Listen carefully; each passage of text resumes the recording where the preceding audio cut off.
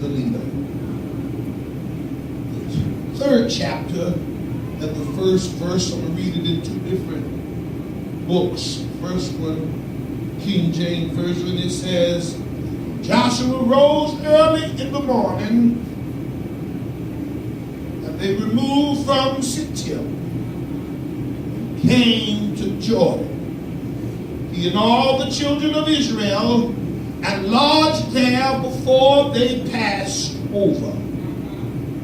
It came to pass after 3 days that the officers withdrew the host. And they commanded the people, saying, when you see the ark of the covenant of the Lord your God, the priests, the Levites bearing it, then ye shall remove from your place and go after it. Yet there shall be space between you and it, about 2,000 cubits by measure.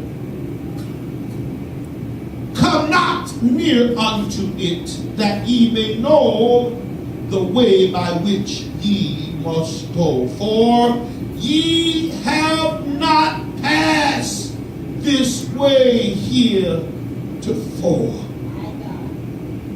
Joshua said to the people, sanctify yourself for tomorrow. The Lord will do wonders among you. Let's into the New Living Testament, Moody Bible. Early the next morning, Joshua and all the Israelites left Acacia Grove, arrived at the banks of the Jordan River, where they camped before crossing. 3 days later, the Israelite officers went through the camp giving these instructions. When you see the Levitical priests carrying the ark of the covenant of the Lord your God, move out from your position and follow them, since you never have traveled this way before. Touch your neighbor and say, blessed. Blessed. In uncharted territory. Uncharted territory. Here we find that the leader of Moses has passed away now, and Israel was in a state of mourning because God did not allow Moses to go into the promised land.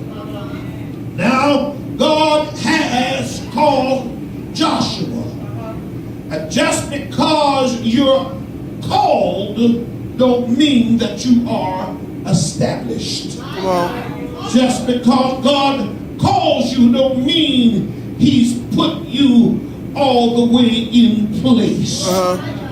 But if God calls you, he will establish you. Touch your neighbor and say, neighbor, you're going to get established. This text talks about the establishment of Joshua's leadership. Understand, God is not going to give you this new year without giving you the right weaponry or arsenal to conquer it. Come on. You will not go through this new year and have to go through like you went through before. Yeah. Because God is going to put the necessary pieces in place for you to win. Oh, I wish I had somebody that believes this. Look at your neighbor and say, God is not only going to establish me. God is not only going to establish me, but God is going to equip me. but God is going to equip me. He's not going to bring you to anything he ain't going to bring you through. You ain't going to get bumps in the road and God not give you the strength to climb them. You're not going to have tears and God don't wipe them. You're not going to be stressed out and God don't loosen some things off of you. For I believe God's word, and it says that he will put no more on you than you can bear. God is a sovereign omnipotent God. He is the omniscient God and an omnipresent God. And he is able to do whatever he promises. Yeah. I believe that God has promised us the fatness of the ram this year. Yeah. I believe that God is going to restore everything that the locusts and the cankerworm taken out of our life.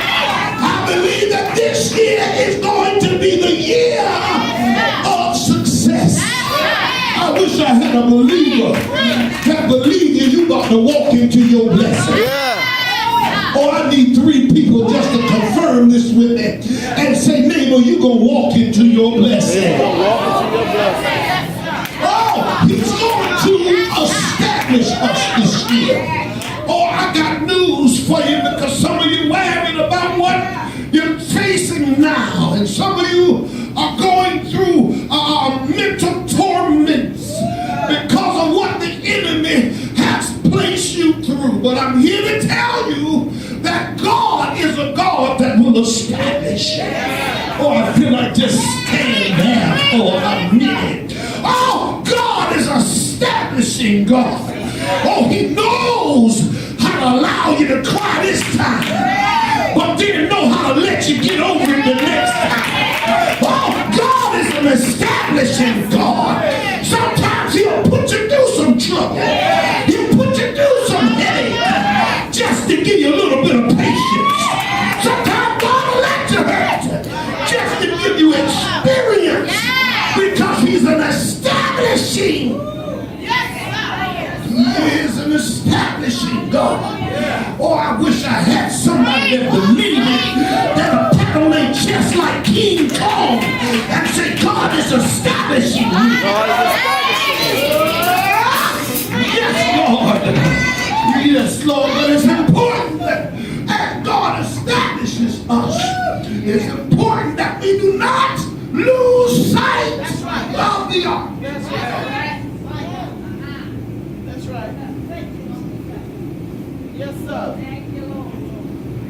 It's important that you don't lose sight of the ark. Yes, sir. Touch your neighbor and say, neighbor, keep your eye on the ark. Keep your eye on the ark. See, the Israelite officers,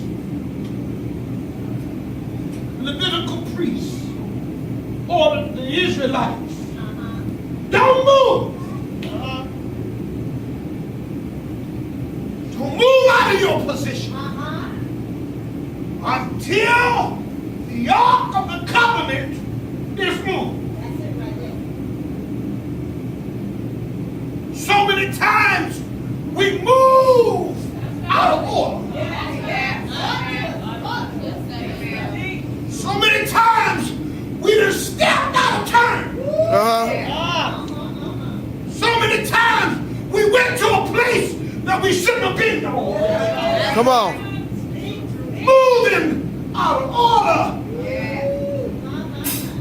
A lot of you have been caught into a place where there was no progress because you did not wait for the ark of the covenant to be shifted. See, understand this word. But the ark of the covenant was where God lived.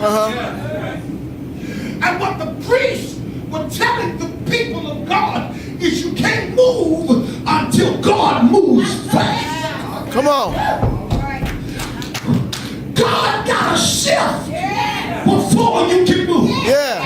So many times we move without praying. We move without fasting. We move without using our word. And God ain't tell us go nowhere.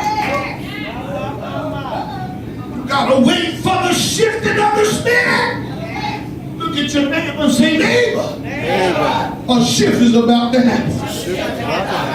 See, I know a lot of things happened this year. And a lot of things did not happen this year because God ain't moved. That's right. That's right. Oh, y'all mad at me for this. You couldn't keep your job. You know why? Because God wasn't moving. Your body stayed sick and God was ready for you to come out of it, but you begin to move.